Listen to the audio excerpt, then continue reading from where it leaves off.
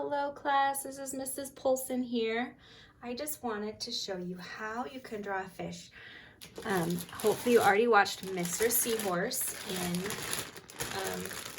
your lesson above. So you either need some crayons or some oil pastels to get started and a piece of paper. So I have like a 11 by 14, but you can have whatever size you want. I'm gonna do it horizontally, which is our landscape way. And the first thing you want to start with, well, of course, choose your color. I'm going to go ahead and choose orange. And the first thing you want to start with is your eye. So in my top left corner, not clear in the corner, maybe come down about from your finger to your knuckle of your thumb. And you can draw a circle for your eye. Remember, it's just a line that touches itself. Okay, and then we're going to go right over from our eye, and we're going to think about a rainbow. Okay, so we'll start here and do a rainbow up and slowly curve down. Remember, we love to use most of our paper, so really try to start on one end and coming to the end over here. I'm leaving some space right here for a tail, so make sure you do that. Okay, I'm gonna go down a little bit. So if you want to think about going maybe 2 or 3 fingers down and start at that same place, and we're gonna do it on the same, like a mirror over here. We'll start here, and we're gonna stop at the same place we stopped without the lines touching. So you can just come down like a little rainbow and stop. So this is where we'll have our mouth. And all you need really is just a triangle. So you have one line coming in and another line coming in. And you can leave it like that, or you can make it a little more fancy by doing a line straight out and a little bump for a lip for each side. I like lips on my fish, so I'm gonna do that. But you can do it however you like.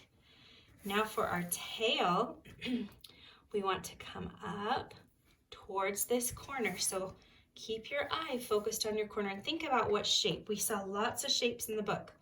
Do you want it to be rainbow? Do you want it to be up and curved?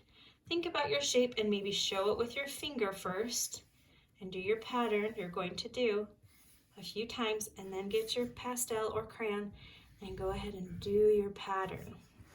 And then I'm going to copy the same kind of pattern down here towards this corner. And I'll do my little line to get me started so I remember what I want it to look like. Okay, so I have 2 lines, and now it's going to come in. I'm going to come into the center here and into the center here, and your tail can look totally different from my tail. I would love to see how creative you guys can be. So another thing we want is our fins. So we might have just a really simple fin on top, or maybe you'll have like fins that look kind of like hair, or you could have some spiky fins. You decide what you want your fins to look like. And last time we talked a lot about texture, so we're gonna add some texture on here. And remember, we're gonna do watercolor. So if you don't want to see it until you do watercolor, you can use a white crayon or a white pastel. And I'll go ahead and do a couple of scales. Remember, our texture for scales was kind of like little rainbows all connecting together. I'm not going to do this all over because I want to do lots of patterns. And then maybe I will do another little, some gills. And you guys, be as colorful as you want. Change your color, fill it in, and maybe I'll do some stripes on my fins. Wherever I'm putting my pastel or crayon, it will resist the watercolor, so it will look pretty cool once you get your watercolor on there. So remember, to add lots of fun details and lots of fun colors. Let's see, how about some pink? You guys know I love pink. So I'm gonna fill in some pink on here.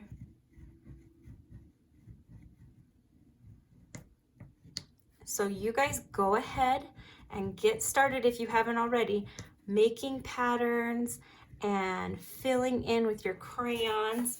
And then I'm gonna make a second video showing you the watercolor.